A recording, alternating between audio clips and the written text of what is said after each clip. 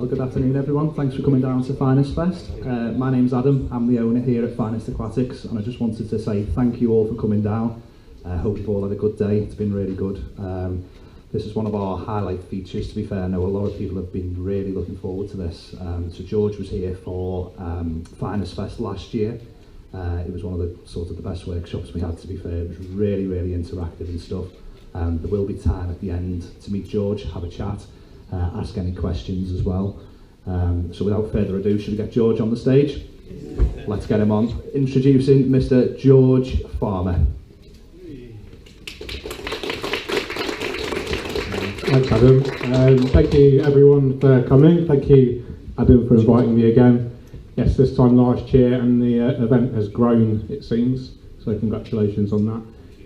For me, these events are really special because it's only when you have that genuine kind of human connection with aquascaping that you really understand what aquascaping is about. So it's a real privilege for me to be here, and I'm very grateful to be able to showcase the wonderful world of aquascaping to you guys. So no matter what your experience level or your skill level, hopefully by the end of this workshop you'll have a bigger understanding of aquascaping as a whole. You'll get to see hopefully a beautiful aquascape at the end, but more importantly it's about not necessarily instructing how to aquascape, but even for the more experienced people, it's actually why we aquascape. You know, what is aquascaping about? It's more than just a hobby to make a beautiful aquarium. There's actually a lot more kind of deeper lessons that you can get from aquascaping, in my opinion, and definitely in my experience. So hopefully you'll get an essence of that during the workshop, about some of the benefits aquascaping can bring you and those around you.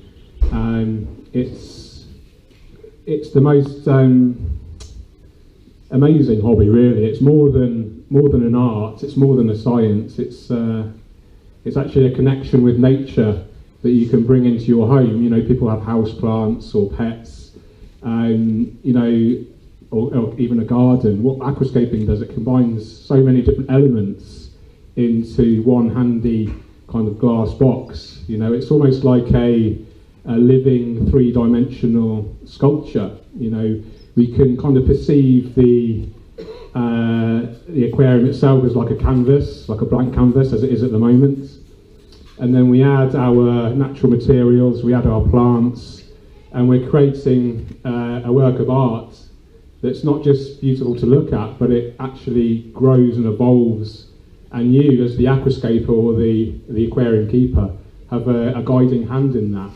And so there's like a little bit of a God complex thing going on, I think. You have this sort of mini universe that we're in control of, and there's such a reward that you get from bringing, you know, health and life and vitality into the aquarium, and then that in return can give you a sense of these things as well. So there's a real kind of interplay, a real kind of conversation, a dialogue going on between you, the creator, and the created. So it's a fascinating hobby.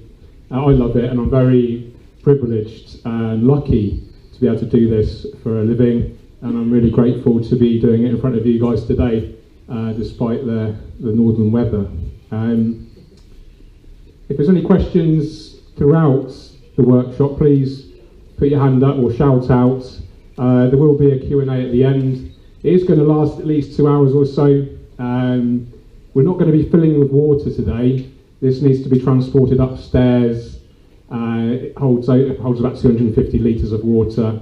So we'll just do the dry scape today, but you'll get, you know, more than enough kind of lessons from that. And then I'm sure Finest Aquatics will be doing social media updates as it grows in, etc. So you can look forward to those. A little bit of a shameless plug. This event is supported by Tropica Aquarium Plants, hence the polo shirt. They've kindly supplied all the plants for this aquarium, and also for the 3 aquariums you see here from yesterday's scape off. Has everyone voted for their favourite yet? I think I like the right hand one the best. That's not trying to influence anyone. I don't know who's that. Is that Stu's by any chance? I recognise this style, yeah. And I guess that's Aquascapers on the left. And then down in the middle, was that right? Yeah. So, a good example of this, actually, of aquascaping. You can see these beautiful creations. Unfortunately, the water's a bit cloudy, but you get to see different styles here, mostly rocks being used. So I've deliberately chosen a different type of rock today, and I'm going to go for quite a wood-heavy aquascape, which in my mind is more suitable for beginners. You can create a lot kind of more balance and aesthetic impacts by using big pieces of wood. When you tend to use a lot of stone, you tend to need a little bit more experience getting the composition right to make it look more natural, in my view. You might find it different yourselves. But yes, it's going to be a good show. Hopefully you'll learn loads, have some good fun. Is there any kind of half-experienced aquascapers out there? Because I'll need some help preparing plants, if that's okay. Any volunteers? None at the front. Thank you very much. So yeah, it could be a couple of hours or so. Please feel free to ask questions. Just a hands up who's got an aquascape or planted aquarium at home already. Okay. And who uses CO2 injection? Just to get an idea. Okay, cool. Excellent. Okay, so it's going to be a lot of obviously hands-on practical guidance of how we do stuff. Also, we'll talk about some of the kind of techniques and some of the kind of rules and guidelines that we can use at home to create aquascapes yourselves. Maybe you can incorporate some of these on your own aquariums just by making a couple of subtle changes. We'll talk about the benefits of aquarium plants and how they can benefit the whole system.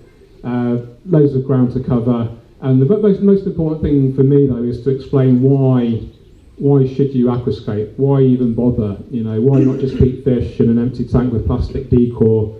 You know, why do we want to keep these plants? Why do we want to create this beautiful underwater natural scene? I'm going to put the microphone down now. It's going to be really awkward just to work one-handed. So I'll try to shout so people can hear me at the back. Maybe my military military pass might come into play a bit. And hello to the YouTube crowd as well. Okay, so thanks for coming, really appreciate it. And I know it's kind of lunchtime for a lot of people. There is a burger van, I think, around the corner if you get hungry. But yeah, hopefully you enjoy it and we'll learn something. Cheers.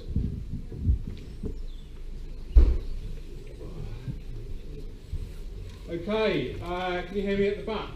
Yeah, perfect. Okay, so we'll talk about the actual system to start with. This is an Awase Scaperline 100. Full disclaimer, I am an Awase ambassador, so I will tell you how brilliant it is. It is actually a really good aquarium. As you can see, rimless, braceless, so you're really getting a full kind of perspective of the aquascape. You can look into the aquarium, you can have wood coming out the top, even plants can grow out of the top as well. A couple of disadvantages: you do get the water evaporating much more quickly, and it can leave behind some kind of scum marks as well. But the trade-off is that you get this beautiful kind of blank canvas. It's kind of minimal. You know, we're really trying to look at what's inside the aquarium and not the aquarium itself. So rimless is the way to go for most aquascaping kind of. Sorry, Siri. A couple of unique features to the Scaperline 100. It does have mitered corners here, so they meet at a 45-degree angle. And the silicon is minimal as well, so really trying to emphasise the aquarium itself and no distractions. The lighting is the Twinstar 900S. Quite high-end lights, looking at about £300 or so for this. But it is full spectrum LED. It brings out the colours of the plants and the fish really well. And more importantly, it grows the plants really well. I've been using these for a few years now, on and off. A proven performer. Highly recommended. We do have a frosted background here. This is kind of a thin kind of vinyl wrap, if you like. I think is it frosted? Yeah, you can just see my hand through there. So that looks really great. We're kind of using the light there to bounce off here. It gives us really kind of ethereal, infinite kind of background effect, which looks really natural. Alternatively, in aquascaping, we go for kind of this look. You can get illuminated LED backgrounds now as well. Another alternative is the black background, which is great for contrast. So they're normally the three kind of backgrounds that we go for when we're aquascaping. I did say it's a scaper line 90, the nice 100 actually. It's 100 centimetres by 50 by 50. I think it's 10mm glass. We've got a cabinet here as well. It's a bit dirty, so never mind. It does have a unique feature here with if you're using the Biomaster external canister filter. It has a pre-filter which you can maintain really easily, and actually has a sliding drawer here, so you can really easily maintain your filter. It needs to come out the top, you see. So if you didn't have that drawer, it's just a bit more impeded. Got a shelf there for all your maintenance kit, etc. CO2 bottle, which we'll use later. So really high quality system, cabinet, tank, and lighting. I'd recommend probably an Oase Biomaster 600 or a Biomaster 850 on this. You're looking for about 5 or 10 times the aquarium volume turnover per hour. So if this is 200 litres, ideally you're looking at around 1,000 to 2,000 litres per hour filtration. So that's the equipment in a nutshell. CO2 it injects in here. We'll probably go for inline CO2, so the diffuser's fitted in line with the filter outlet. So what happens is those CO2 microbubbles are part of the outlet hose and they get fired around the aquarium, and those CO2 bubbles will just feed those plants really well. You know, plants photosynthesize, so they use light and CO2 to grow. If we didn't use CO2 injection, the plants would just have to use that low level background CO2 that's already in the water, which is actually a very, very low level. So the plants don't grow so quickly, or some plants won't even grow. You know, some plants really need to have CO2 in order to thrive. Is it possible to get a drink of water? Is there any members of staff around here? Sure. Yeah, thanks. Any questions so far on the equipment? Relatively straightforward. No? Good. So, let's start aquascaping. That's why we're here. We've got some soil here. First thing I usually do is put the soil in. I'm not going to use any kind of sand, gravel or anything like we've got here. Some people have used some cosmetic sand like Make a Pathway, as you can see on the left and the right. I'm just going to go for 100% soil substrate today. This is Tropica aquarium soil, as you can see. Proven performer, probably used this in over 100 aquascapes over the years. And it's designed just to be kind of used on its own. You don't need to use any like nutrient-rich base layer or anything like that. Well, you can use the nutrition capsules if you like to really get some extra food in those plants. But it does contain a lot of nutrients already to help feed the plants, and it also buffers the water as well and reduces the water hardness and pH. So you look at it around pH 6, 6.5, keeps it quite stable at that, and it reduces the hardness as well. So it makes the water kind of more suitable for most aquarium plants and most tropical fish and shrimp as well. I live in a really hard water area. I think it's soft here, is it? You're lucky here because the water's quite soft. But this is really good for if you live in a hard water area, because it does bring that hardness down a touch. You can experience, sometimes you might get an ammonia spike with this. It's very high in nitrogen compounds, including ammonia. So plants like to use nitrogen as one of the food sources, which is one of the reasons a well-planted aquarium is really good for water quality, because it will use the fish ammonia and nitrite and nitrate as food. What you can do with a new soil is you can experience an ammonia spike. So during that period, obviously you don't want to be adding any fish. Ammonia is really toxic. But it's good news, especially if you're using a brand new filter. That ammonia is going to help seed the filter, it's going to help mature that filter. So after a couple of weeks or so, you can then begin adding your livestock. And then if you're planted really heavily, those plants are going to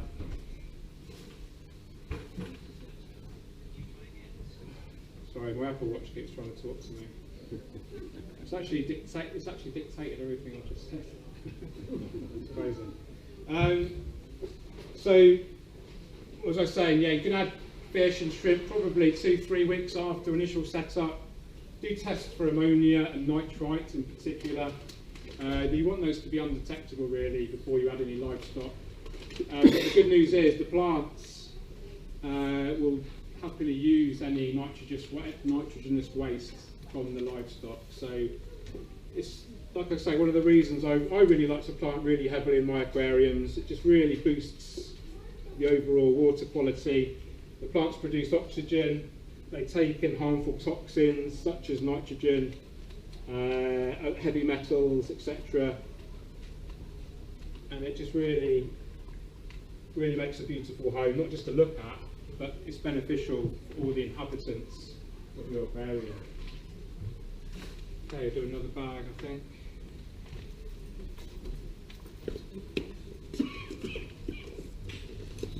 So I've got a lot of questions about how long does this last?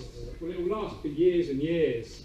The nutrient content can be limited, but what I always say is use a soil, and you use liquid fertilizer as well as the soil, and then what happens is the plants will use nutrients through its roots through the soil, but also through its leaves through the liquid fertilizer. So you're really kind of spoiling the plant. You're giving the plant loads of food, loads of nutrients. The plant needs to grow and stay healthy. So I always recommend using a decent substrate and a decent liquid fertilizer as well at the same time.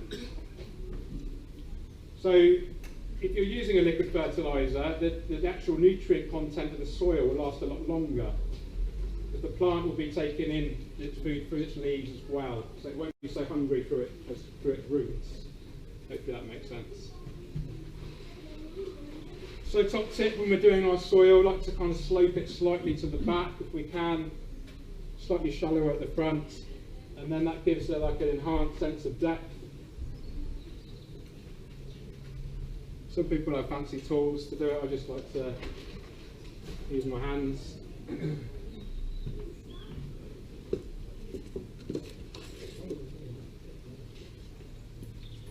So it's not a cheap substrate system. You're looking at, for a 9 litre bag, which was the big bag we used earlier, I think you're looking at about £35 or so, and that's suitable for like a 60 litre aquarium.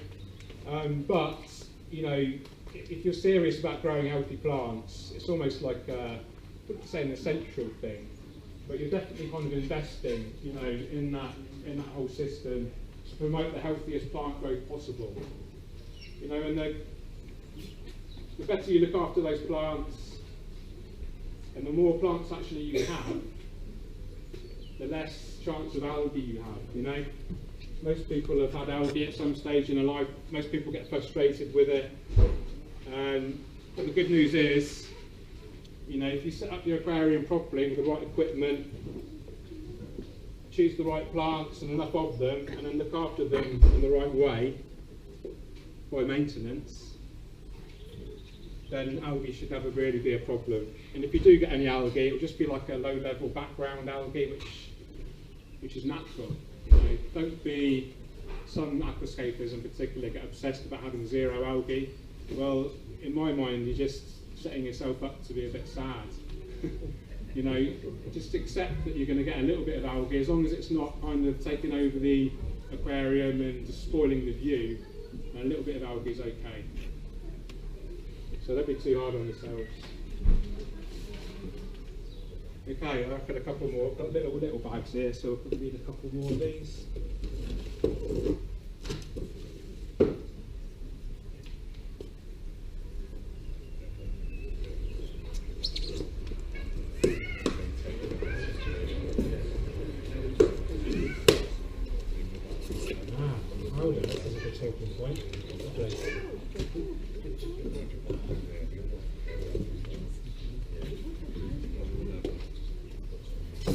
Okay, this is the aquarium soil powder, so it's identical to this product, it's just a smaller grain size. So I like to use this as a top layer. Because of its fine grain, it looks kind of nicer, and it's ideal for planting really delicate rooted plants. So we're going to be using some tissue culture plants later, which are basically baby plants. They're very, very small roots. So the small grain size is much more suitable for those really kind of delicate roots. So put a couple of these in, and then we're probably good to start the hardscape.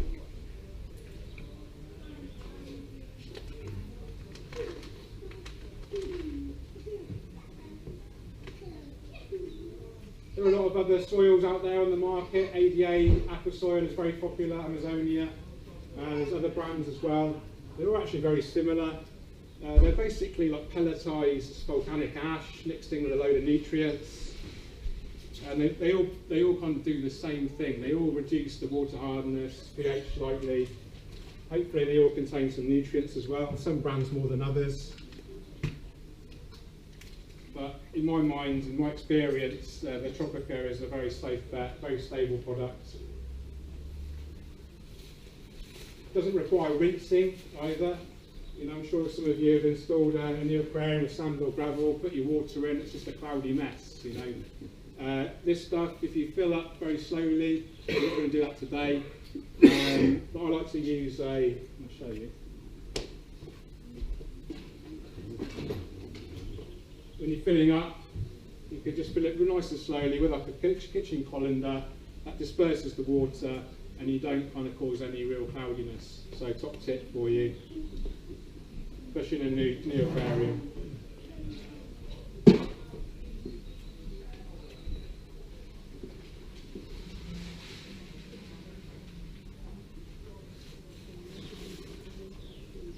Okie dokie.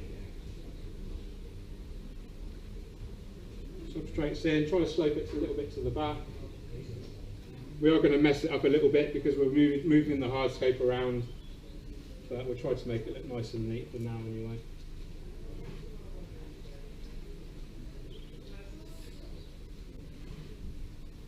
Okay, any questions on the substrate? No? Good, did my job very well then.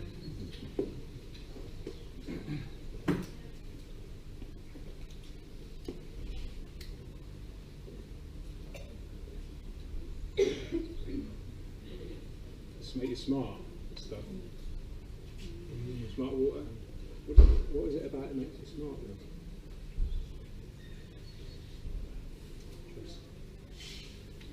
then? Okay. Alright, we're going to talk about hardscape now, one of my favourite parts of the aquascaping process. The hardscape is like the skeleton. If we look at the aquarium as like a human body, if you think of the hardscape like the skeleton, it's like the structure which everything else is kind of formed around. So if we start off with a very strong hardscape, which is the wood and the rocks, we have a strong skeleton, and we can build up on that skeleton with the muscles and the flesh, which are the plants. So you can kind of think about your aquascape in different ways. You know, you think about it as a blank canvas, a work of art. You can think about it as a human body. You know, it's yeah, lots of metaphors. So I'll start off with the wood, I think. We could use the rocks first and then the wood, or vice versa. But I think the wood is going to be the most dominant element, so we'll start off with that. I'm just going to slide this light all the way to the front.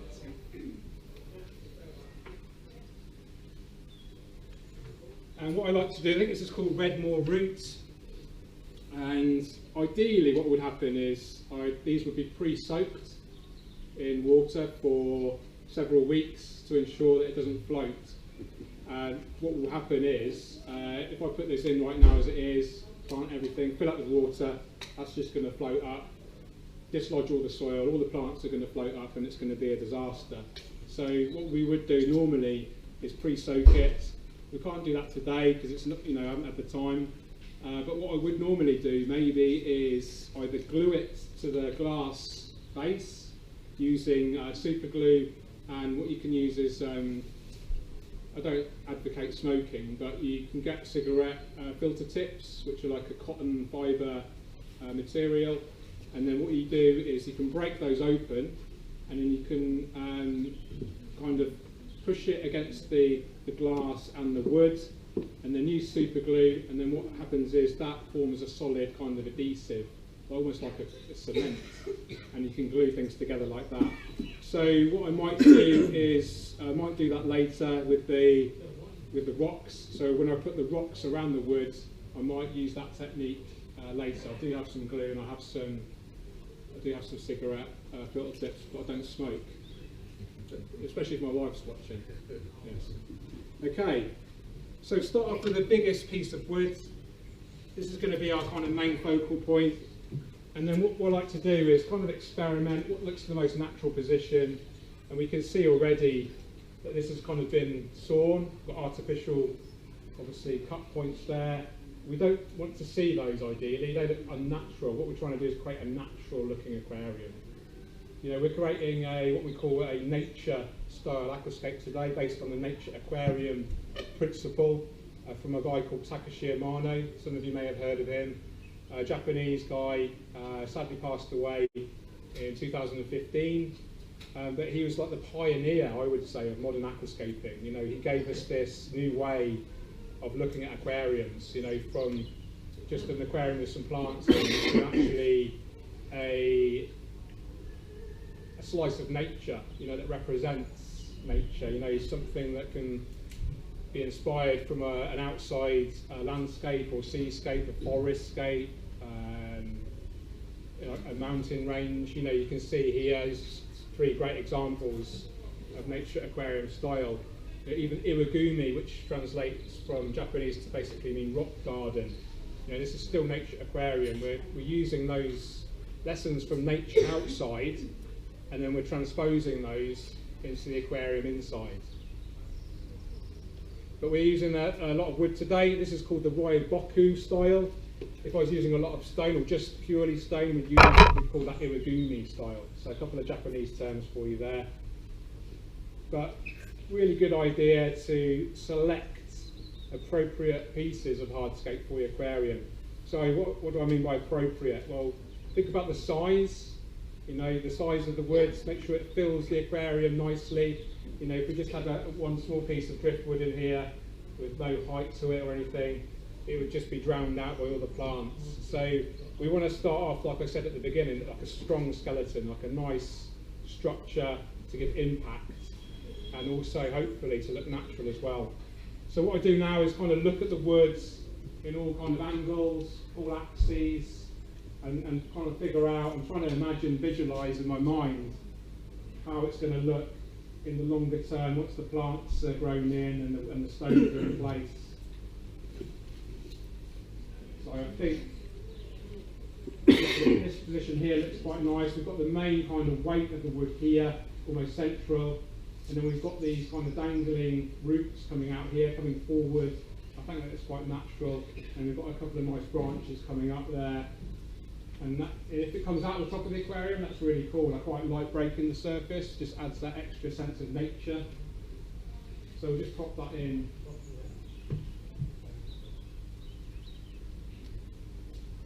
Like so for now, we can always fiddle around with it later. But you can see already that's given us a nice impact. Thinking about composition. Composition means, you know, how are the objects kind of located, you know, in terms of how far left, how far right, how far up and down they are. How's the main kind of focal point composed? Where does it sit within the frame? So we've got the main kind of weight of the wood here, and a classic thing would be to position it directly centrally, and that would be nice for like an island style. So we have like the main weight here. We could do tall plants around the centre, and then smaller, shorter plants around the edge. And we create this like nice island composition. Or if we wanted to, we could go a bit crazy, put it all the way to the left, like this, and then deliberately have tall plants to the left, shorter plants to the right, and then that's going to create a triangular composition. And then the other one, if we sort of laid it down a bit, maybe like this, it's not going to work. If I had another piece of wood over here, and then we had tall plants to the left and right, shorter plants to the centre, you know, hardscape heavy to the left and right like this, then we have the U-shape composition. So there's 3 main compositions: island, triangular and U-shaped in basic aquascaping terms. Hopefully that makes sense. So I'm going to have just a little play now with this and see what I think looks best. We'll put another piece in, go for the second largest piece. What you want to do is normally use the same type of wood. So if you're using multiple pieces, try to use the same type. Otherwise it just looks unnatural. You know, we're trying to create a coherent theme within the aquascape. So if I used a bit of mapani wood, which is a lot different texture, a lot of different colour once it's wet as well, it'll just look a bit odd. And the same with the rocks as well. We don't necessarily want to be using more than one type of rock. So just again having a look at the woods, what position is it going to look the most natural? How is it going to kind of complement this piece? And now it becomes almost like an impossible infinite jigsaw puzzle. You know, we're working in 3 dimensions, 3 axes, X, Y, and Z. You know, got multiple pieces, all kind of balancing with each other. And the job of us as the aquascapers is try to come up with a solution to this infinite puzzle. Because there is no solution, there is no like right answer. The answer is what you think looks best. And you can only achieve that once you've kind of experimented. You know, that can take days, weeks, some guys will take months, you know, composing their hardscape, really intricate kind of designs. We haven't got months today to do that, so hopefully I'll get it done in a couple of minutes. So I'm going to try and sort of balance with this piece here. I quite like.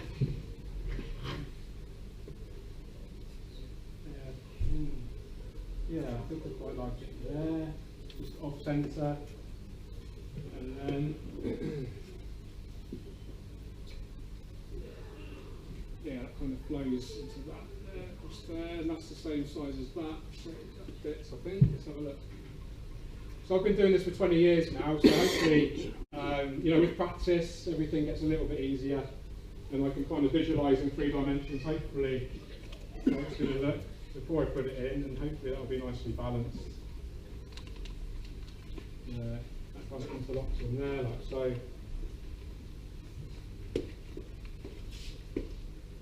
Yeah, quite happy with that. It's quite a kind of jungle, twisty, rooted vibe, which I quite like, and it suits the plants that we've got today.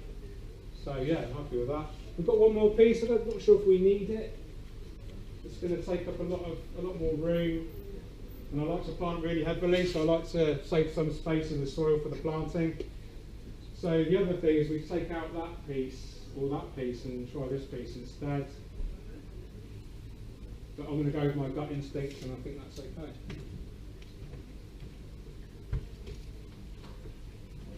Okay, let's drink some more smart water.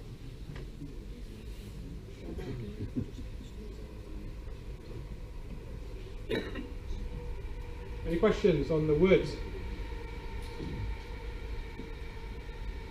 I think this is Redmore root. You guys call it Redmore root. More than likely, when you're using brand new Redmore roots, after a week or so, you'll probably see like a biofilm, like a white fungal growth on the wood.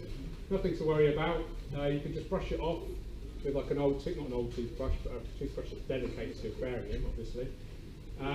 Shrimp will eat it as well. It's perfectly harmless. Just looks a bit ugly, obviously. But yeah, don't worry about it. Once it's brushed off, siphon it away as part of your water change, and then it probably won't come back again. If you're using moss in an aquascape, in a brand new aquascape, I prefer to wait a few weeks for the wood to like really get soaked, leach any of its stuff off, and then put the moss on after that, because what can happen is the moss can get a little bit contaminated, and moss is actually quite a high maintenance plant as well, so once it kind of gets contaminated, it's quite hard to kind of rescue it if you like. So I normally add moss to a mature aquascape, especially once hopefully you've got some shrimp in there, and the shrimp will love to graze on the moss. Keep all those fronds, you know, clean, and stop any kind of excess algae or detritus build up. So if you do go for moss, wait maybe a few weeks before you add any, and then hopefully add some cherry shrimp or Amano shrimp to help keep it clean. We're not using moss today. Okay, now it's time for the rocks. And I think this is this what do you call this? Petrified. Lots of different brand names out there for the same type of product, but I think it's called petrified stone or petrified rock here. Really beautiful, very dense. I don't believe this adjusts the water chemistry like some rocks can, like Sirius stone or mini landscape rock. This is basically like a limestone, which will potentially boost your pH and hardness, but I think this is relatively inert, so perfect to use straight away. You might want to give it a rinse off in water just to rinse off any dust, etc. But again, similar process to the wood. I'm just looking at it in all angles. You know, what's the most attractive side?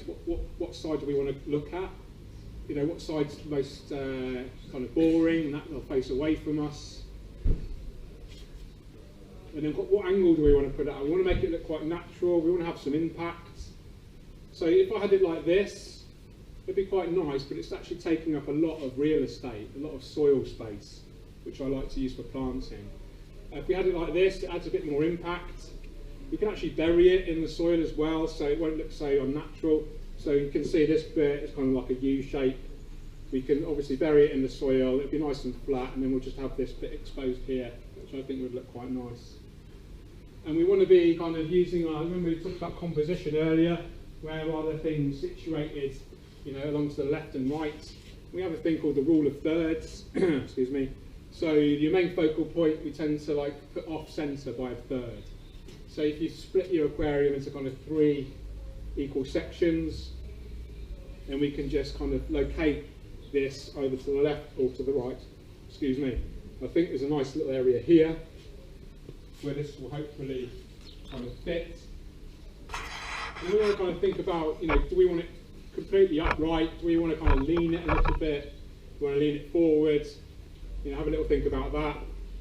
I won't want to lean it forward because that's going to create shade from the lights, and then the plants underneath probably won't grow so well.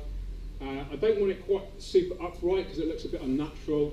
So what I'll do, I'll lean it back a little bit, and I think this area here is going to be perfect for that. And what you can do, really clever, is actually bury a little bit of the wood as well under the stone.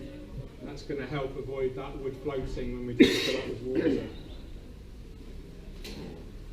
And then if you can like just move that soil up to the base of the stone, it just looks really natural now. Looks like the stone's been there thousands of years, the earth eroded away and exposed that stone. Okay, we'll go for the next stone now.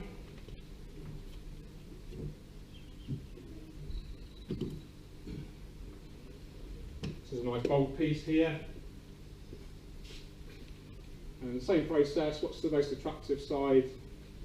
You also want to consider, does it match, does it kind of look coherent with this piece? So this particular rock has like a very light area here and then a very dark area here. So you want to kind of think about that, you know, does it kind of balance nicely with this?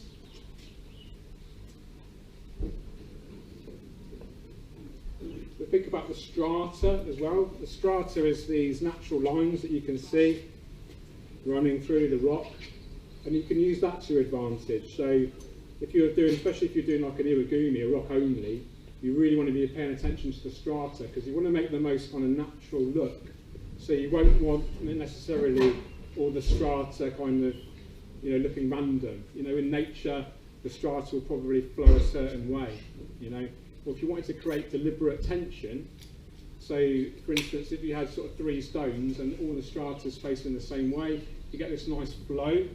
But if you wanted to create some deliberate tension, you could actually have, you know, one stone strata facing that way and then another one facing this way. If you have it at a 90-degree angle, it actually creates a really kind of nice, almost like a visual tension to add a bit more interest to your layout. So talking a bit more advanced techniques there, but hopefully it's all good. Okay, I think that looks nice like this. So again, I'm going to try and maybe bury a little bit of the wood to prevent it from floating.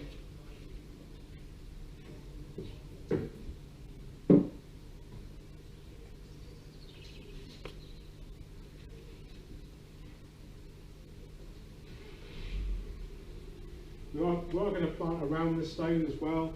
So even if it doesn't look quite natural, there's a bit of a gap here, but that's okay. I'm going to plant some probably Sparrowvine around here, which will cover that gap up. So the good thing about your hardscape, there is a bit of room for forgiveness. If it's not like perfectly composed or you don't have the perfect piece, you know, we're going to be planting, so the plants can actually kind of give you some room for error. You know, you can cover areas of the wood with plants or the rock with plants. You can plant obviously around the base. You know, and as the aquascape grows, as those plants fill out, you know, a lot of this hardscape is going to become invisible in the long term. So don't get kind of too upset if your hardscape doesn't look absolutely 100% as you would wish right from the start. You know, the whole thing is going to evolve considerably over the weeks. Okay, so we've got two pieces of stone in there. We very rarely use odd numbers with big rocks like this because it just looks too symmetrical. So your kind of eye doesn't know whether to look left or right. It doesn't really settle. So we'll add another stone, a smaller stone, over to the left here to give it some balance. And we'll probably, this is an interesting one here, it's a beautiful texture on that here, so it would be nice to see that if possible. Actually, it's quite nice all the way around.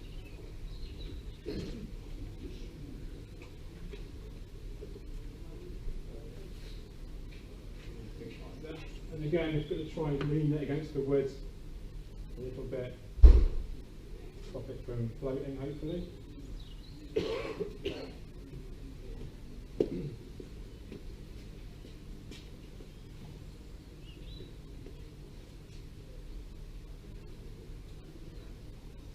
Okay, I think we're almost there. I'm not quite 100% happy with this block here. It's maybe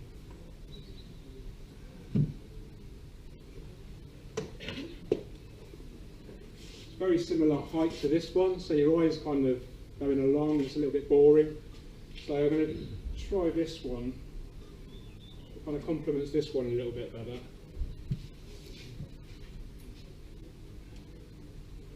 There's a lot of trial and error, you know, in aquascaping, especially the hardscape stage. It is worth taking your time to make sure you're really happy with it.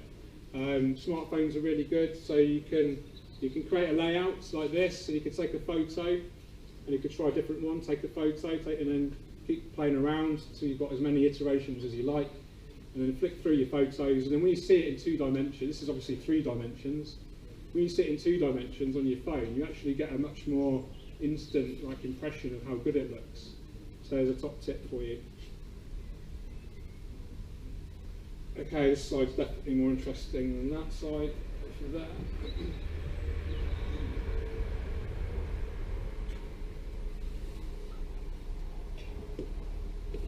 Okay, we've got this gap under here, but that's going to be covered with plants, so you won't see that. But I've deliberately kind of sloped it upwards a touch, gives it just a bit more of a natural feel.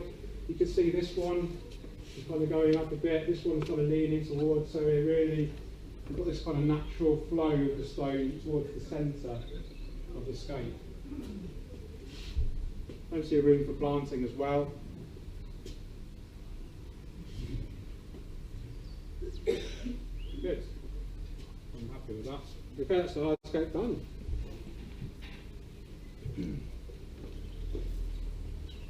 Any questions on hardscape? That's good. I don't know how much this kind of would cost. Any ideas? The Redmore route and the stones? Altogether. Yeah, so you're looking around 100 quid, 120 quid for the hardscape there. Might sound like a lot of money.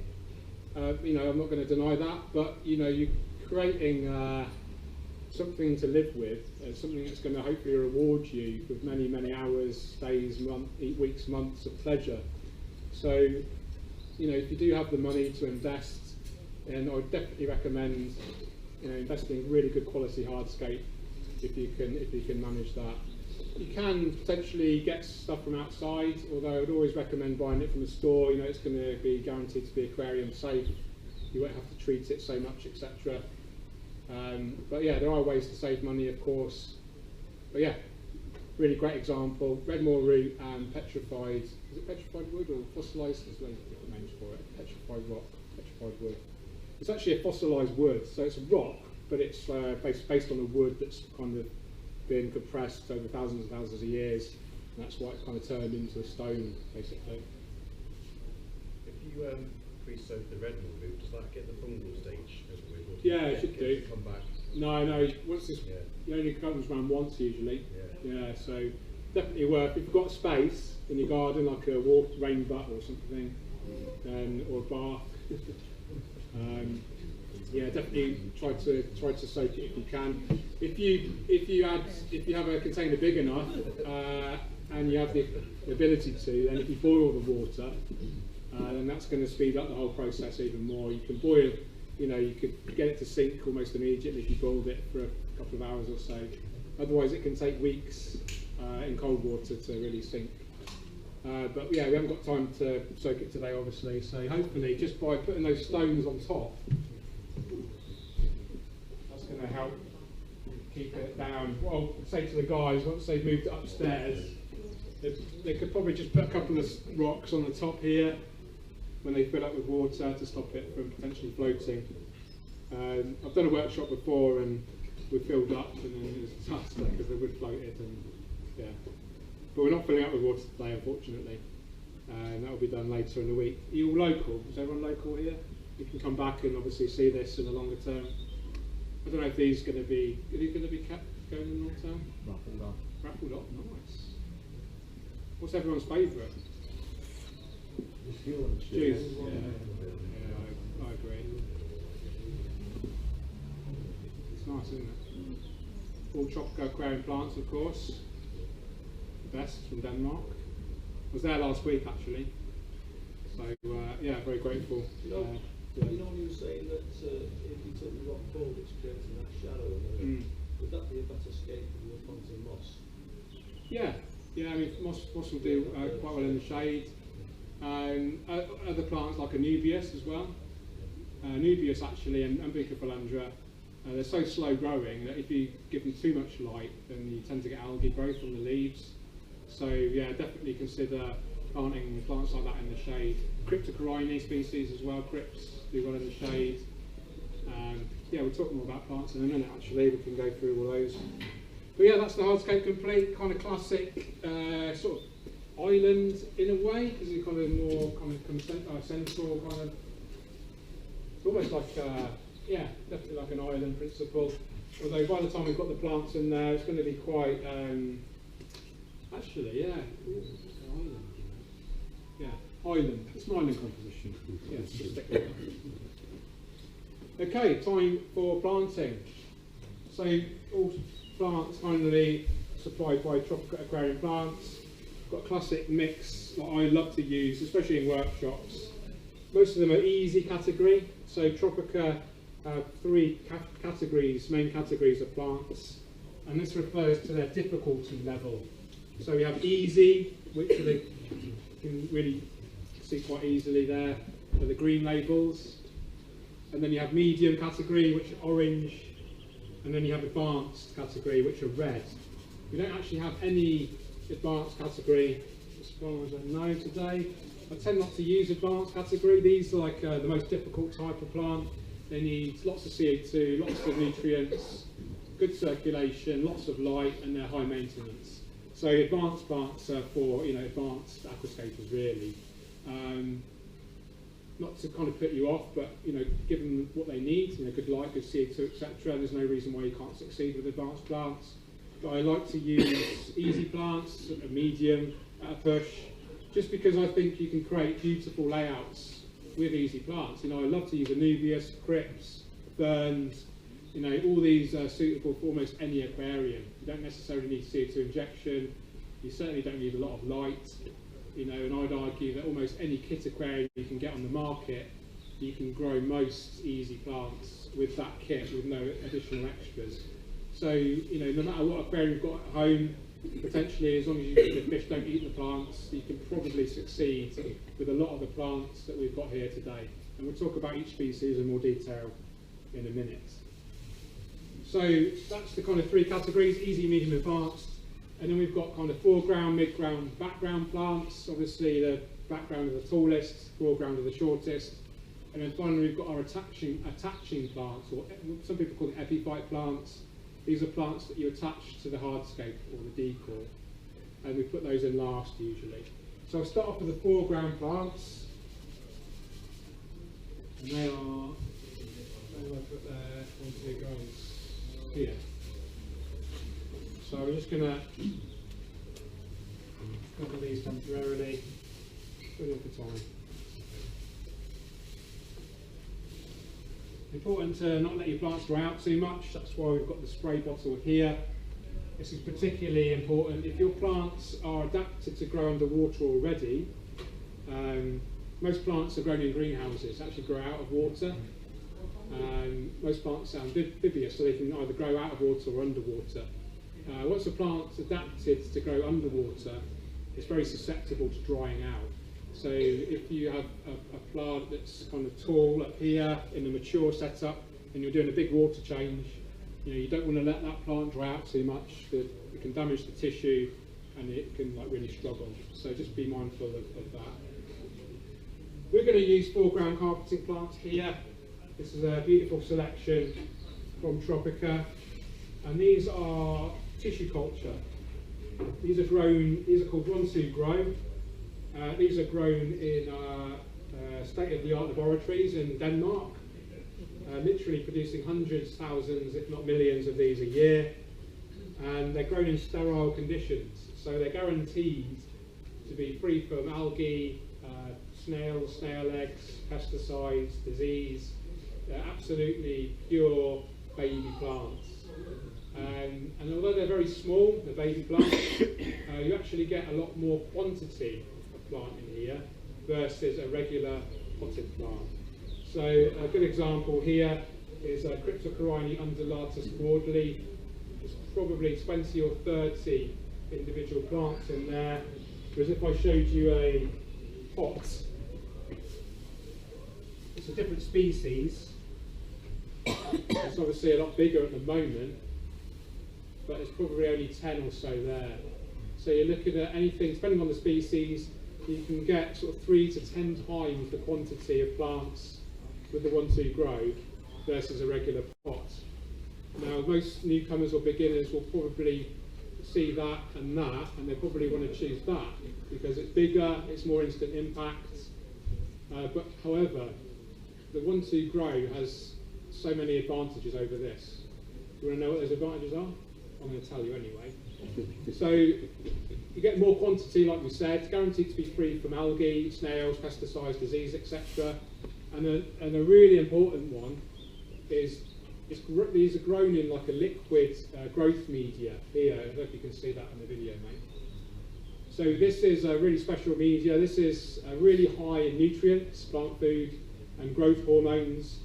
And it basically is the kind of, you think of a baby growing, it's like the embryotic fluid, the stuff that really keeps that baby alive. That's what this liquid is. Now the great thing about this is that the plant is actually already adapted to grow underwater. Okay, so as soon as you put this plant in your aquarium, it's going to adapt straight away and start growing. Okay, and it will give you a much better chance of success at that startup phase. Now if we put this is a potted plant. This is grown in the greenhouses in Tropica in Denmark, and these are grown hydroponically. Okay, so that means that only the roots here are wet. Okay, and they're grown on special big tables, and you have this water circulating around the table, and the plant gets all of its food from that water, that nutrient-rich water, and the plant grows out. It grows out into the air. This isn't a submerged plant. Okay, this is what we call an emerged plant. It's growing in the air, and that has some advantages. Because it has to support its own weight in the air. It's quite robust physically, so it's better for transportation. It looks good, doesn't it? It's tall already. It looks like a plant. Whereas that, what does that look like? It's a bit small. But what happens is we plant this today, obviously. And what can happen is because this is adapted to grow out of water, it will actually take some time and energy to adapt to grow underwater because it's been grown out of water.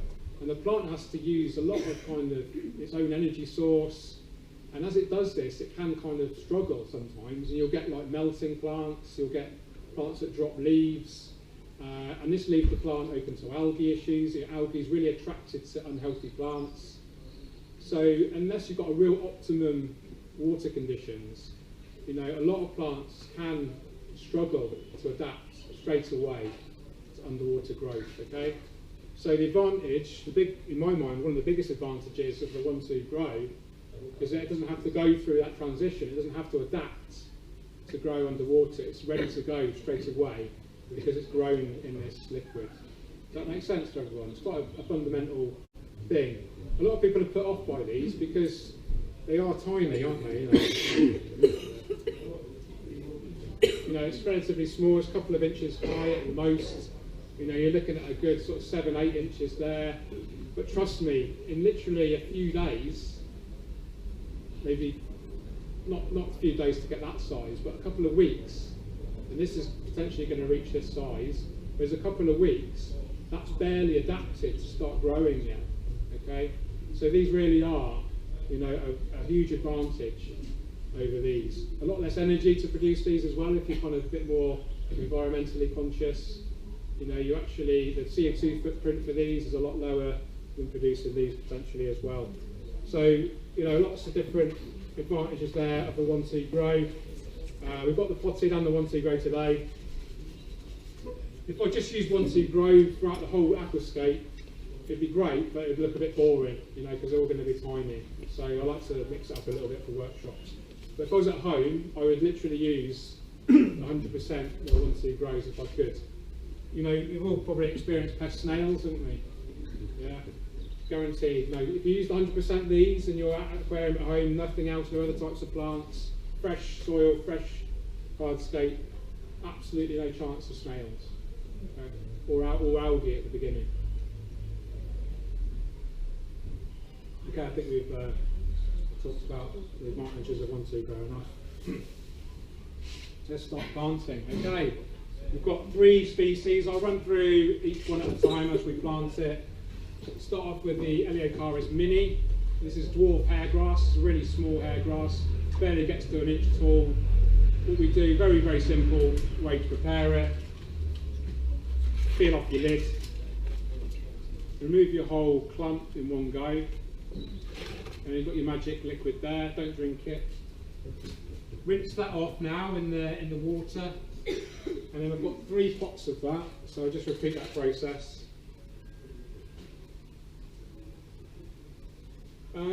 If you do get some of the nutrient-rich liquid in here, it's not a disaster.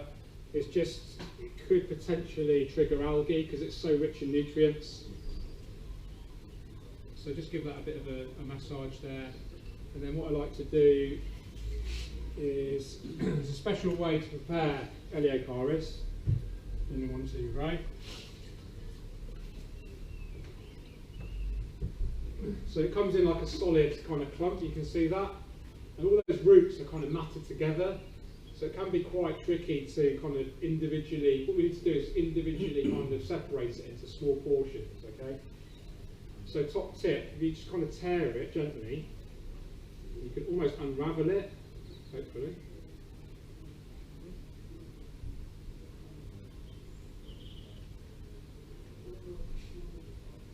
And then what we do is we separate it into individual portions.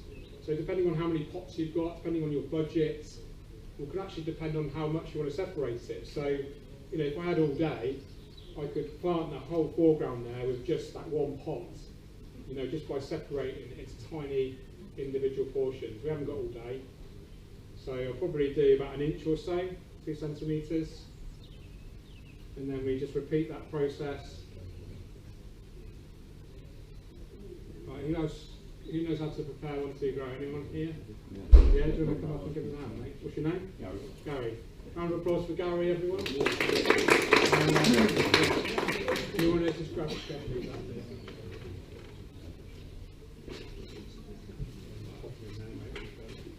So just repeat that process. It's worth taking your time to do this. You know, this is a real crucial stage of aquascaping. You know, you want to buy the most healthy plants you can to start with. So have a chat with your shop owner, or retailer, or the staff. Ask them how fresh are the plants. Try to get them as fresh as you can. And that's going to give you the best chance of success. You know, if you start off with a half-dead plant, especially in a brand new setup, then you know you're on a real struggle, an uphill battle to start with. If those plants are really fresh, straight from the supplier, then they're really like healthy, they're ready to grow, they want to grow, and you're going to have absolutely the best chance of success. And then it's a really good idea to take your time to prepare them. You know, when I set up my first part of the aquarium, I didn't even realise that you had to take the plant out of its pot. I just had this big plant in a pot and I just popped it in the tank. I didn't know any better. There wasn't like people like me to tell people what to do. So kind of learnt by trial and error, really. Oh, shameless plug as well while I'm here. There is a few copies of my book available at the counter. There's Joseph's here, and I'll save you a copy. Where is it? It's gone. Maybe he's got my book and gone already. But yeah, there's going to be 4 copies. So if you want to buy a signed copy of my book, £30 I think. But it's exclusive. There's no, the last signed copy is available in the world. So.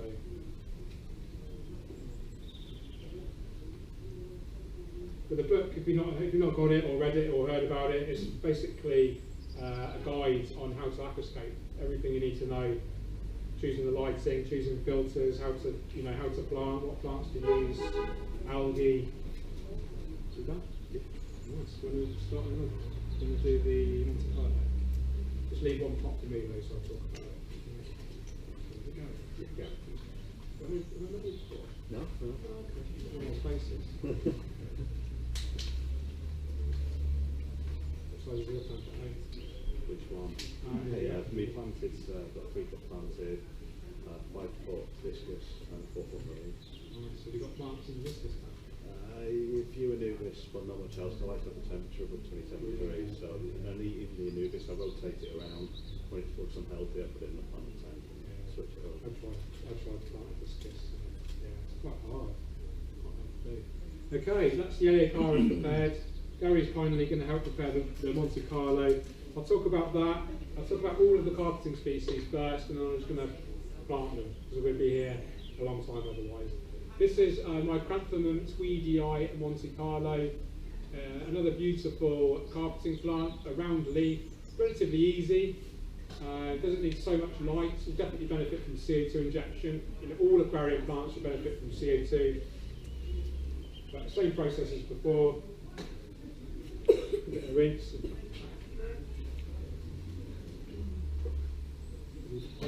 Yeah. Normally I just chop it in half and then in half again. Do you want to do that? Yeah, that. Just watch Gary. And pressure Gary. I'm going to follow you. I struggle to do it. So you split it in half, or then just keep dividing it in halves. Yeah. So half and then half again.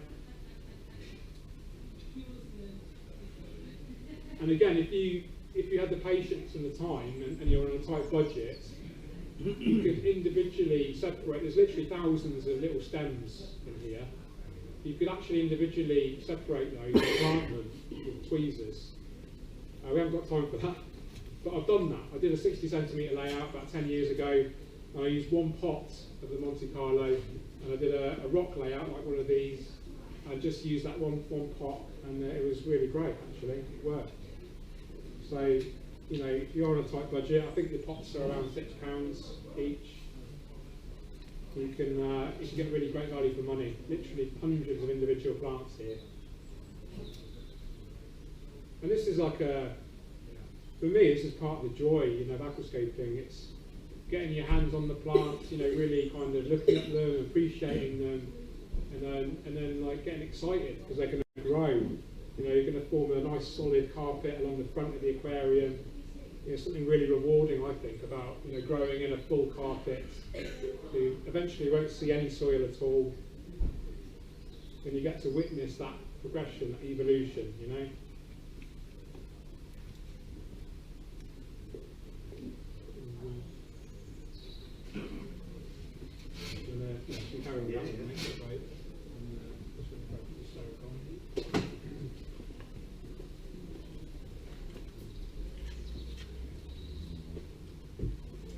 Okay, next plant we've got is Staragine repens, Staragine repens, however you want to say the scientific name.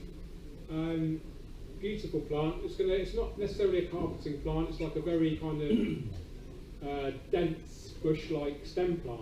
Although you can kind of carpet with it if you want to. It grows taller than the Monte Carlo and the hairgrass.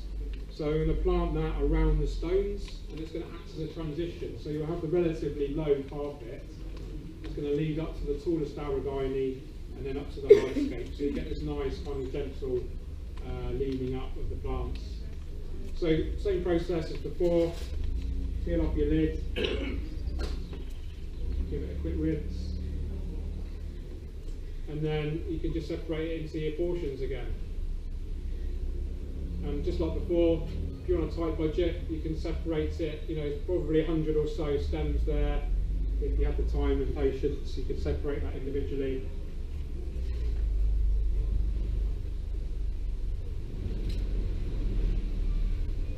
You can buy this, most of these plants will come in the 1-2 grow or the pot, but you get so many more plants here in the 1-2 grow. They're just smaller.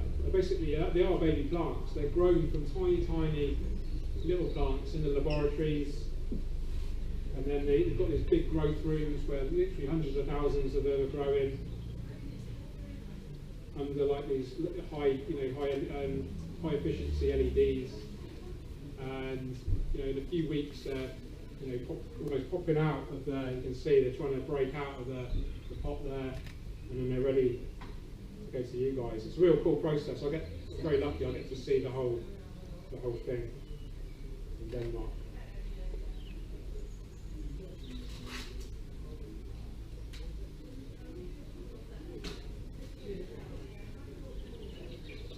Some shops have special coolers, special fridges with these. Do you have fridges here? Yeah. So they've got literally like an upright fridge with a glass, window door at the front, and they're actually LED lit as well, these fridges. So these plants are stored at about 15, 16 degrees Celsius, and that prolongs the life of the plant in that fridge. So, they're very happy for a good few weeks at a time if they're stored like that. There you go. First on yourself, what? Oh yeah, I know that's there, yeah. Oh, Jeremy quite well. Yeah. Yeah. Yeah, I'm lucky.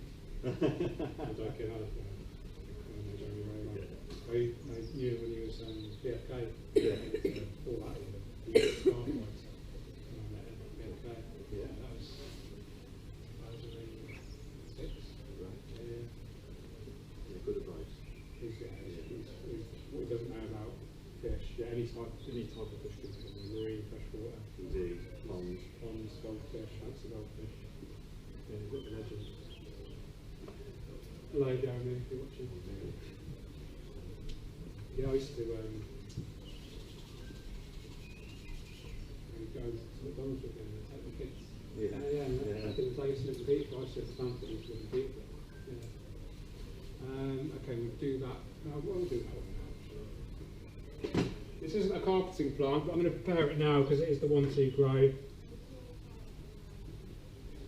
So this is a Cryptocoryne undulatus broadleaf. At the moment it's only that tall, but it can grow. I've got it growing in my Oase Highline 400, my 400 litre tank at home, and it's kind of this tall at the moment.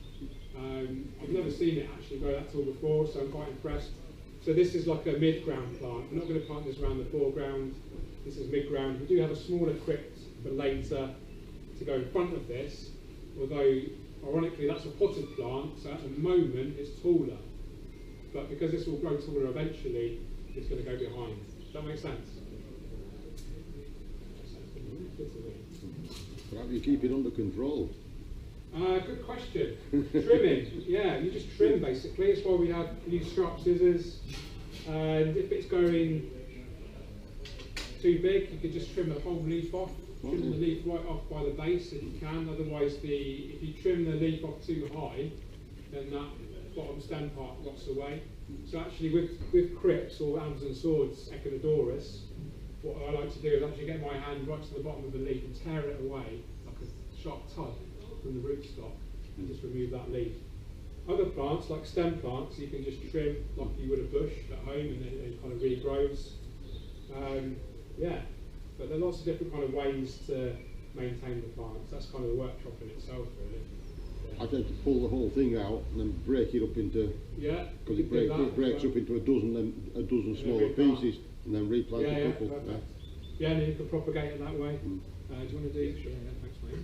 So, Cryptocoria undulatus broadleaf. Going to put this towards the mid-ground, same way as before. Take the whole lump out. Now this is a bit more. You have to be a bit kind of more brutal with this. The roots really are kind of entwined with each other, so you kind of have to find a natural separation space, and then just gently kind of tease it apart, hopefully without destroying it too much. And then you could probably get 5 or 6 individual portions out of that, but each portion is probably going to have 3 or 4 individual plants there. Okay. So this is it's a beautiful plant. At the moment it's kind of a green brown, and that actually what it does look like that. But under good lighting, it does actually have a reddy tinge to it, which is really beautiful, especially with stronger lighting. You normally find if you've got the stronger the light, the more potential your plant has to go red, basically. Red plants are very popular. You know, it's obviously a nice impact, but they tend to be a little bit more demanding, especially for light. A red plant it's not green obviously, it's red. So it doesn't have so much chlorophyll in it. So the green part of the plant is chlorophyll, which is what's responsible for it photosynthesizing. So if it doesn't have a lot of green, it tends to need more light to grow. Hopefully that makes sense.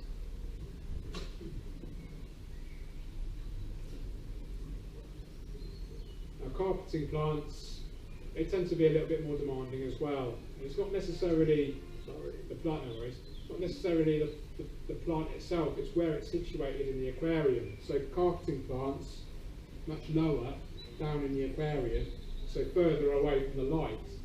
So that's why a lot of carpeting plants tend to need a little bit more light, because they're not so near the light. Also, really good idea to use CO2 injection with most carpeting plants. And what can happen is the CO2, you can struggle to get right down in the bottom of the aquarium. So this is why I like to promote good levels of circulation, like 5 to 10 times the tank's volume per hour. Okay, I think we're ready. Let's start planting. Yeah. Thanks, mate. Nice. Thank you. Cheers, Gary.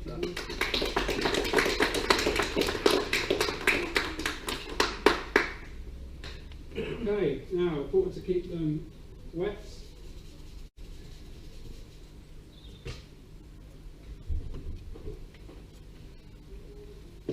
Right, start planting. What you can do is actually wet the soil if you want to. What I definitely don't do is fill up with water first and then plant. It's just a mess. So I like to plant to dry soil. Some aquascapers will spray the soil, get it wet first. But actually I find if you plant into dry soil, the plant actually grips better. And then when you do fill up with water, there's less chance the plant's floating. Okay.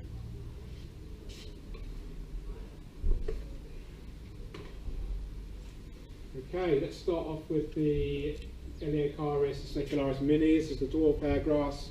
So what I'm going to do is mix up almost randomly the hairgrass and the Monte Carlo, and then what that does, it creates a nice natural kind of blend.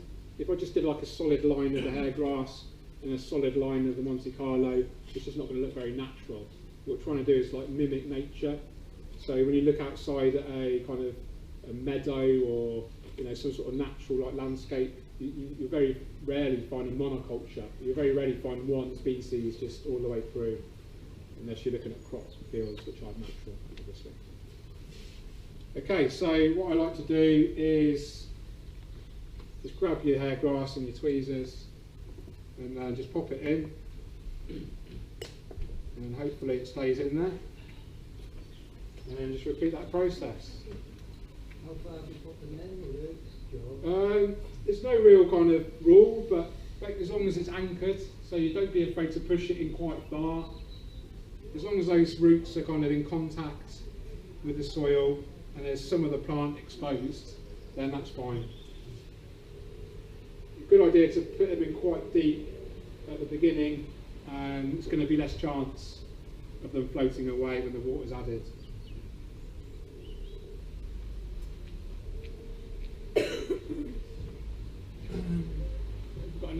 Have we got any chance of some more tweezers? Excuse me, member of staff. Tweezers? Yeah, yeah, I've got some. And then Gary, you can give us a, unless anyone else wants to have a go. Got any tips on maintaining a Aquarius carpet? It can become very dense. Yeah, it does. Trim it and things. Yeah, you can just keep trimming it, and obviously it does eventually become too dense. And then the best answer really is to unfortunately uproot it all, and it will come up in a solid carpet in one go. Yeah. And then chop it up into your portions, like your man said here, and then plant the healthiest bits and start over again. That's the best bet, yeah. But it can, I mean, I've had a carpet going for over a year probably before I had to do that. But just the real top tip is to avoid an excess of detritus, waste organics building up in the carpet, because then you'll start to get die-off and algae and stuff. So I just like to wave my hand just above the grass carpet during the water change, and then all that stuff that comes up you can siphon away. And depending on how dense the carpet is, you can even get your hose and almost push it into the carpet and suck up all of that waste stuff. Obviously in a mature carpet. Yeah. And most carpets aren't 100% life. You're going to have to do some heavy maintenance at some point. Yeah, I'm thinking of like the one that would last the longest, but the slowest growing, like a Masterclass carpet, would probably be the lowest maintenance, I'd say. But yeah, if you do want to grow, I mean, carpeting plants are really popular. It's lovely to see that full, substrate covered with your plants. But you will more than likely need good lighting. Oh, cheers, mate. Anyone else want to go planting? No? Gary? Cheers, mate. Round of applause for Gary again. Yeah, you want to do the Monte Carlo? Yeah. In fact, what I'll do, I'll give you another. So Gary's going to plant the Monte Carlo, which is good because I don't really like planting it. The other way around, I don't like that. Oh, there you go then, perfect. Teamwork.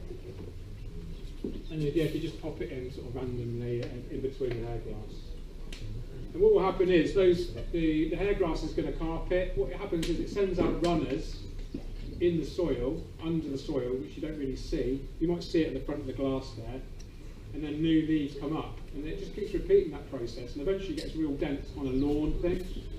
And it'll be a similar thing with the Monte Carlo, and then they're just going to kind of blend into each other and look really natural.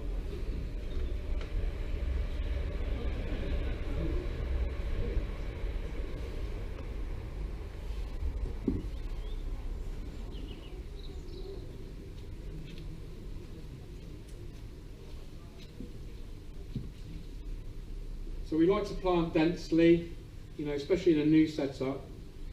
If you don't plant, I thought of an analogy yesterday. I was in the garden with my wife, beautiful day, had a beer, sat outside, and I was thinking about the workshop. I was getting really excited about today. And I said to my wife, I said, algae is like if you've got a bare patch of land, like just soil, and no plants in there, what's going to happen? It's going to get covered in weeds, isn't it? Well, algae are like weeds, right? So if you just had the soil in here, and you put the light on, no other plants, you're just going to get algae growth, nothing else, right? So what I'm saying is the more plants you have, the less chance of algae you get. Because what happens is the plants will grow, and the more plants you have and the faster those plants are growing, the less chance of algae you have, because the plants are using all of the available resources rather than the algae.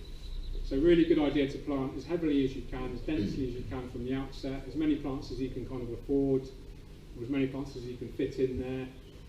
Try to make a proportion of those plants fast growing, Because the faster the plant's growing, the less opportunity it is for algae growth. You know, and algae is the enemy really of most aquarium keepers, or nuisance algae. And the thing is, with a planted aquarium, you're normally dealing with more light, more nutrients, and these are the things that algae love. Okay, so to combat that, we need more plants. Do you ever use UV, inline UV, to combat algae? No. Never use it? No, I've never used it ever, actually. I think UV is more appropriate for single cell algae, like drinking water, and good for pest, kind of disease control and things like that.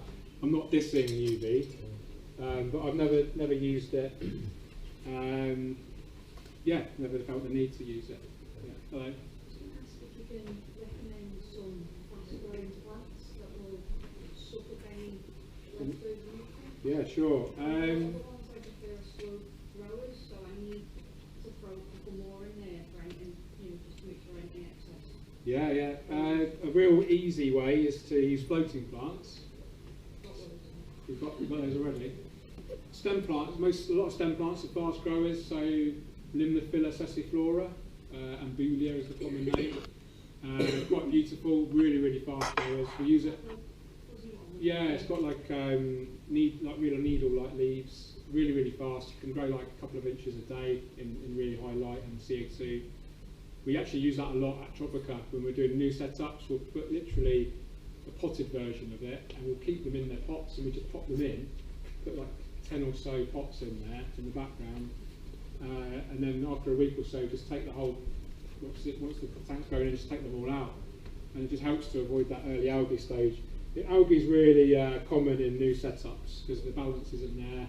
The plants aren't kind of growing to their potential yet, so they haven't got that ability to use the resources.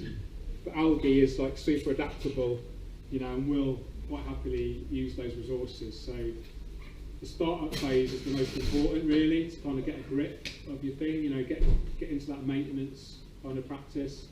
You want to be doing really big, kind of frequent water changes in the early stages, in the first few weeks. That's going to really help limit the risk of algae.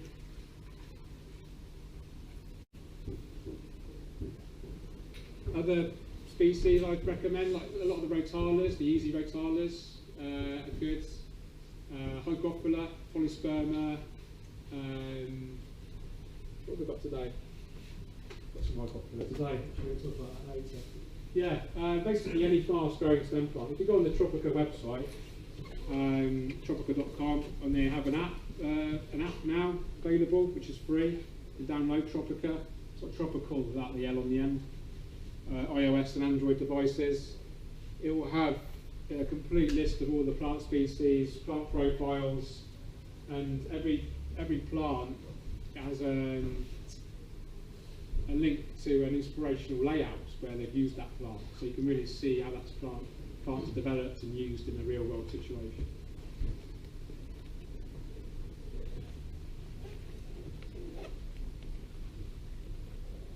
Good, mate.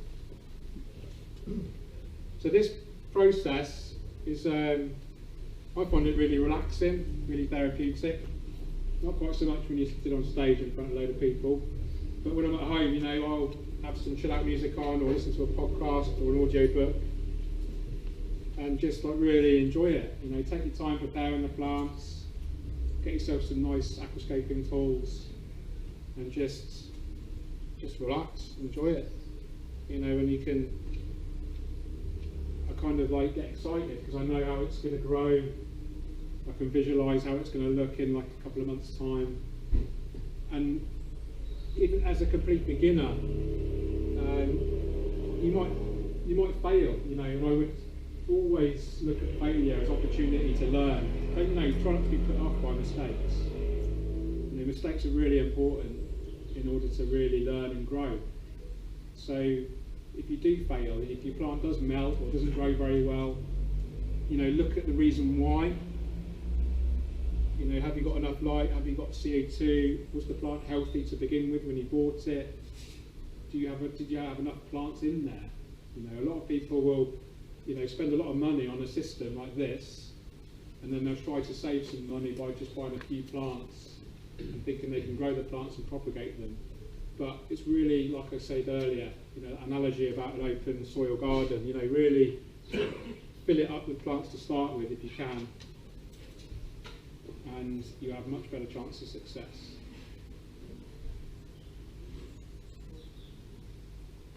A lot of people have the mindset, oh, I just don't have much luck with plants, you know, I'm just no good with plants. Well, everyone has the potential to be great with plants. You just need to have the right kit, you know, the right equipment, the right techniques, a bit of patience, you know, a willingness to learn, a willingness to make mistakes and learn from them, you know.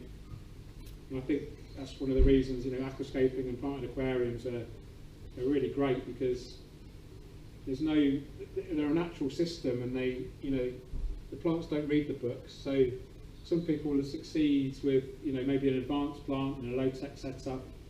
You know, some people might fail with an easy plant in an advanced setup, you know. But they're just, like I say, these things are there for you to learn from. You know, if you struggle with a certain species over and over again, you know, maybe that species isn't for you. There's another 150 or so out there to try. You know, try not to be despondent if you do struggle at the start. I used to be very bad with plants. Yeah. But after saw your first year previously, Yeah. kind of inspired me a bit. I've learned a lot since then. Good. There you go. I'm not the opposite. Yeah, that's great, and that's why I do what I do. You know, I think it's such a beautiful hobby, and it's so relaxing. You know, to sit at home and look at your aquascape, and just even maintaining it, I find not really like a lovely process. A lot of people are put off by the maintenance, but if you can learn to love the maintenance, then I'd argue that's probably one of the keys to success. You know, dedicate a certain amount of time, you know, every week, you know, for you and the aquarium. That's like your special time, and just, you know, almost make it a non-negotiable thing. You know, put it in your weekly diary, your weekly schedule,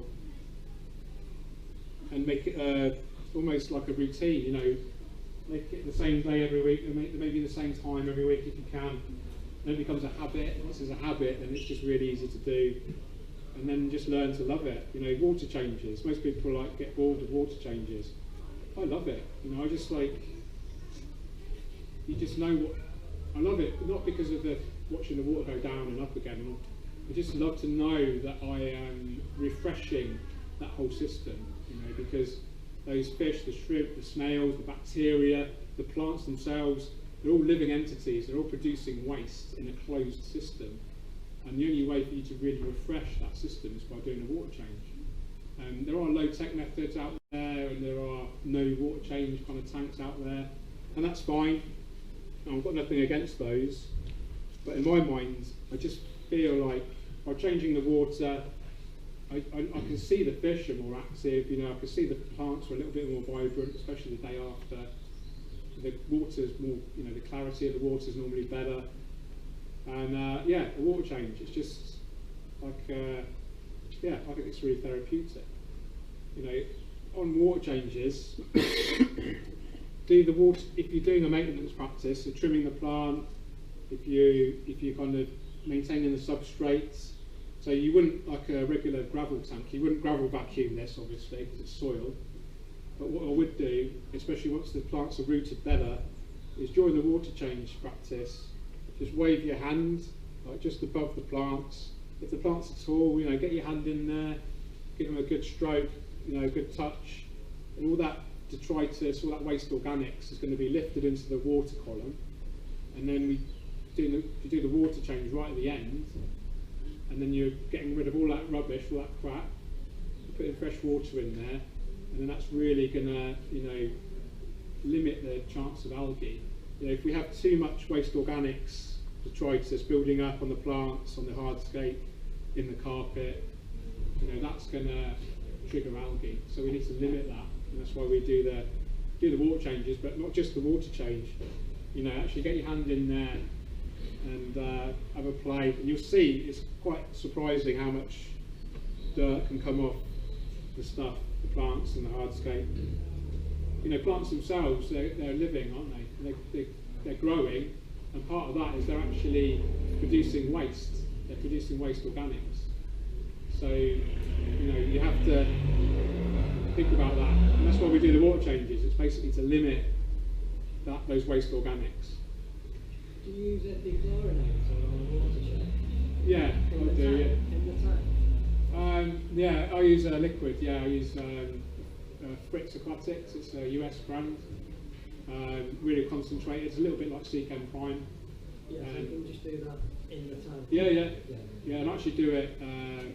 So I actually pump my tap water in either from the garden direct or from my kitchen sink, depending on time of year. And then I just add the dechlorinator as it's getting pumped in. Yeah. Which one do you use, did you say? Fritz Aquatics. Yeah, I don't know if they sponsor it yet, but Seachem is another brand. It's pretty good. I know they're sponsoring some of this stuff. Seachem Prime, very popular. Seachem Prime. Yeah, but it's they're all kind of similar. And I don't have much chlorine in my tap water at home. I've got it tested, but I do use it just in case. And I do big water changes. I do at least 50% of water change every time. In my home aquascapes, I change at least 50% every week. Could potentially get an easier start up, and there are potentially more nutrients in the long term. But it's very expensive, as you probably know. So if you've got the money, the funds, and you want to buy into that whole system, then that's okay. That's the ADA system you're talking about. But the ADA system is designed for you to use all of their products for the whole thing. So the whole substrate system, the fertilizer system, they're kind of designed to be used together. And it's very expensive, but very user-friendly, because it's just like, do what we say and you're guaranteed to get good results. So would it not be beneficial? I've just got Clear Super and in the back to 100 on there. Is that beneficial, or should I get, if it's meant to be like a whole system, like you say, yeah, or is it fine just having those few bits? Are you using soil as well? Yeah, soil, yeah. What, aqua soil? ADA? Or? Yeah. If you've got it, I'd use it, definitely. Yeah, but you don't need it. You can just use the Amazonia aqua soil on its own as well. Sorry, I think I've got fluval. I've got fluval soil. Fluval? Oh, the stratum? Yeah. Yeah. I mean, if you've got it, then it's definitely not going to do any harm. Okay. Have you bought it already, have you? Yeah, I already have it. Oh, yeah. It's definitely not going to do any harm, but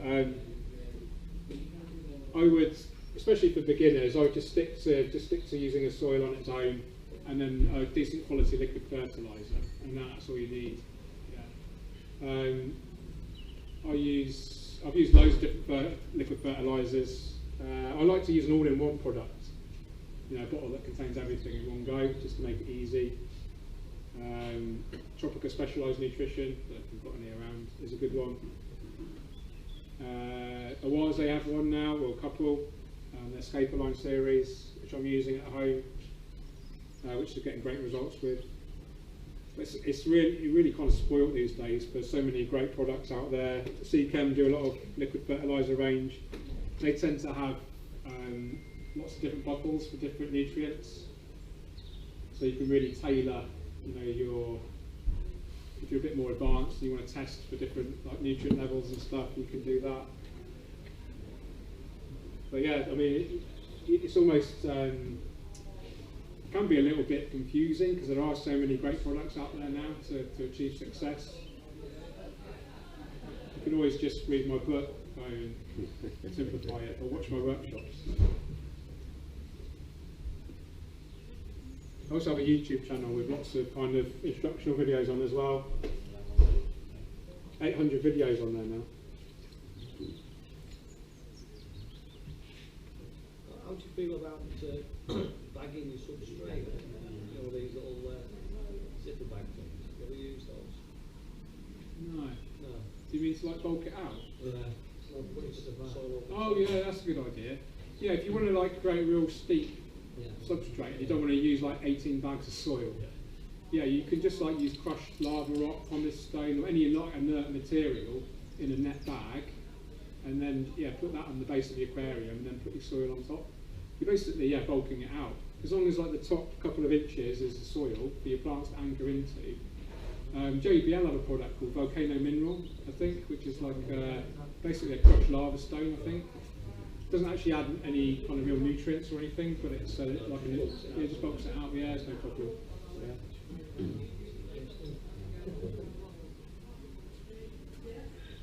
found with like the growing of plants and stuff, like temperature's like important? Because I mean, we had Java fern in our tropical tank, but then we moved it to our cold water axolotl tank, and it was thriving, but it wasn't like very healthy in the tropical tank. Okay. Most plants are fine from around 14, 15 up to say 28. But probably what was happening is it was used to that temperature, so it adapted to that, and then by bringing it in suddenly something that was potentially 10 degrees cooler, or however cooler it was, that may be why it struggled. No, well, because the thing is, it was struggling in the tropical. And it did better in the cold. Yeah, because like in the tropical, it wasn't growing; it was melting back. It was just it was a little bit limp. Whereas we put it in the axolotl tank, which is about 10 to 12, and it's thriving, it's growing, it's green, it's great. That's interesting, isn't it? Yeah, I didn't know whether it was like temperature. Is there a difference in the lighting? Yeah, so the tropical are on a 8-hour lighting kind of cycle, whereas we try and keep the lighting as minimal as possible in the axolotl tank because we don't like them. Well, yeah, they're like a bit more subdued. Well, maybe kind of paradoxically, the less intense light might have helped it. So if you had more light in your tropical in combination with more temperature, are we using CO2 injection in the tropical? No, because we've got one with a proper planted light, one tropical with a proper planted light, one with and it wasn't thriving in either. It was just melting back in both. But like I said, when we moved it to the cold with the proper planted light, it was working. So it'll be it's probably to do with like the plant metabolism. So all living things are like all living things grow or metabolize in proportion to temperature. So in your tropical, the temperature is warmer. So the plant actually wants to grow quicker, but if it's not supported with appropriate light or CO2 or fertilizers, then it's really going to struggle. So when you put it in a cold water tank, it would want to grow much more slowly because it's much cooler. So actually that lower level of lighting, or the different lighting, and the fact that you had no CO2 is probably more compatible with it, and that's maybe why it'd be better. Yeah. That makes sense? Yeah, because I mean we were lost for theories. Yeah. I'm just hypothesising, it's not guaranteed. It's better than anything we came up with. Yeah, okay. But yeah, I mean, another thing about cooler water is it actually has a higher oxygen content, and oxygen is actually a nutrient for plants, believe it or not, as well. So that could be another reason. And maybe they just love the axolotl poo as well. This is true. Yeah. What did you feed the axolotl? Earthworms, pellets, and bloodworms. So there's probably a lot more nutrients from those. But the thing is, like after a feed, we basically pet the food out. Like okay, so keep it really. Yeah, every time we see waste as well, we take the base of that out as well, so it's not like over the bottom. But I guess even so, the axolotls, do they produce a lot of waste themselves? Yeah, so maybe that was contributing to the nutrients for the plant. Java fern or Microsaurium is quite nitrogen hungry. It likes to have a lot of nitrogen. So if it's had more nitrogen from your axolotl waste, then that might be helpful as well.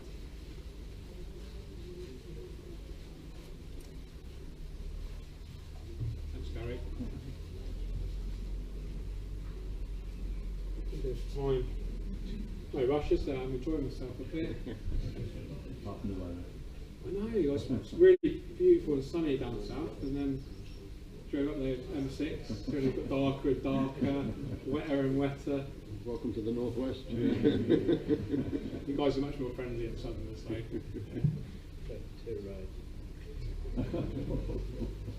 Sounds a bit aggressive. Yeah, from that guy, he wants to fight every southerner. Anyone come from far away? No? All local? All northern?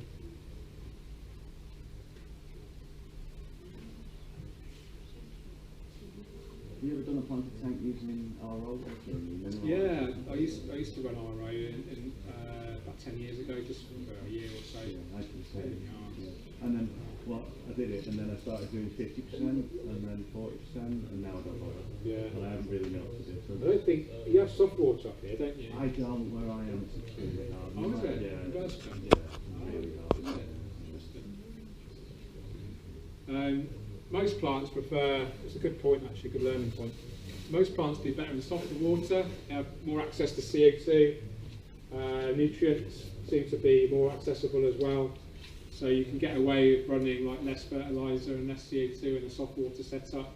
I have very hard water where I live, it's about TDS of about 350. So I go through a lot of CO2 in comparison. So is that why I'm having to put a lot more CO2 into my current water? Because I'm only 2 CO2 units, about 5-6 drops per second. Yeah. And I barely ever get towards the yellow mark. Yeah. Yeah, that'd be right, because your water's hard. Yeah. Got a bit more hair grass to do. Let's go as dense as we can.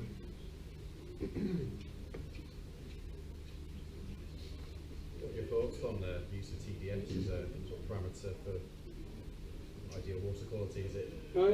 If I could like magically have on tap any kind of TDS or any water chemistry, I would go for. Now, I don't normally promote this sort of thing, so I think everyone should just grow stuff in what they have. But if I had the option, I'd probably go for a TDS of around 100, 150, KH of around 2, GH of about 6, something like that. That's sort of really suitable for most plants. But you know, it's really interesting. Some plants will actually really do better in harder water. So Vallisneria, for instance, it actually likes to use a lot of its carbon source from bicarbonates in the water, which is harder water. But in my mind, you know, especially for beginners, try to, and you know, same goes with when you're choosing your fish. Is keep what you can grow or have access to easily. So figure out what your tap water is, and then go from there. You can go down the RO route, but it's a lot more complex, a lot more expensive, a lot more waste as well. You know, we're not running like SPS sort of reef tanks where you really need to be focused on the water chemistry. You know, freshwater plants in nature are very adaptable. You know, most of them are actually aquatic weeds in nature, so that, you know, by that nature they're just going to adapt to almost any conditions. So, you know, try not to be super focused too much on water chemistry, unless you like breeding, you know, special shrimp. I mean, cherry shrimp will breed in most water. You know, if you want to keep bee shrimp, like Caridina species, they tend to like it a bit softer. But even then, I mean, I know a guy who's breeding crystal reds in my very hard tap water.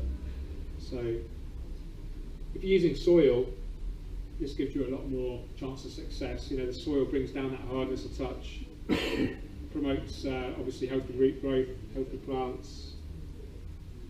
And the soil is actually really good for shrimp because it's got a really high surface area. If you magnify a grain of soil, it's actually like a very porous structure. So there's a lot of surface area there for bacteria colonisation, microorganisms which the shrimp will just love to kind of graze on. Okay, we're nearly done with the foreground. I think that'll do for now. Maybe touch it up a bit later. Let's move on to mid-ground. I can't remember what we've got.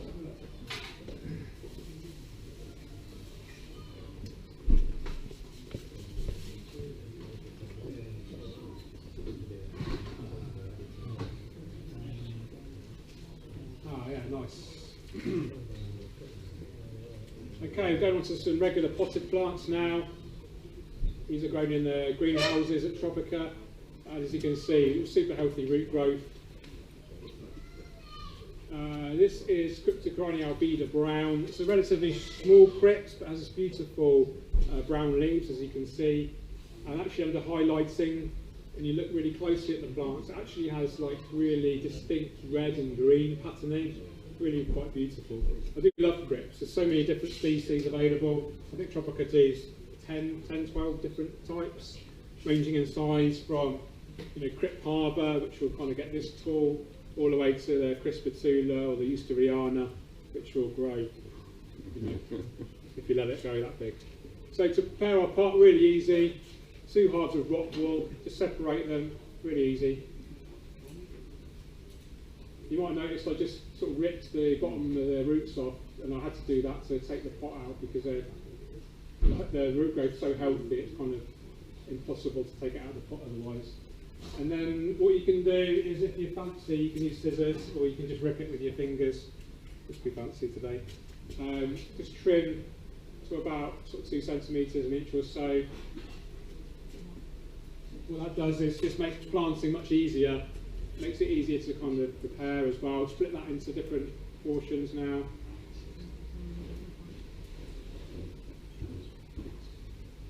And then plant as before with your tweezers. So I'll just prepare all of those. How many have we got? 4 pots. Where's Gary?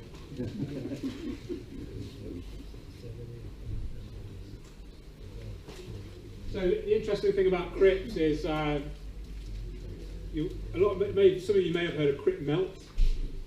So this is basically when the plant's adapting from its underwater, from its outer water growth. So this is grown out of water hydroponically in the greenhouses, like we chatted about earlier. When you put it in the aquarium, it has to adapt to its underwater growth, of course. And then during that process, it can actually really struggle, and you'll find some of the leaves will melt. But the good news is, if it's a healthy plant to start with, the plant will just grow new leaves. So remove that old rotten leaf, and then what will happen is the plant will produce new leaves. Those new leaves will be readily adapted to the underwater form, and then you'll just see the plant grow quite nicely. So what some of the pros do, the proscapers, they'll actually trim that off. So I'll do it now, in fact. It breaks my heart, but they do this. And they just plant the rootstock there. And then that will produce new leaves, which are already adapted to underwater growth. I'm not going to do it with the others, because I like to see the plant, especially in a workshop. But yeah, that's what some of the pros do, and then you're guaranteed not to get any of that melting. It just looks, doesn't look like anything. Honestly. I've never tried it just a bit the difference between one side of the tank and the other. No, I haven't. Maybe I should. Experiment. So I'm going to pop this all the way to the left, and then the guys that find the aquatics can see how it compares. I'll put one next to it.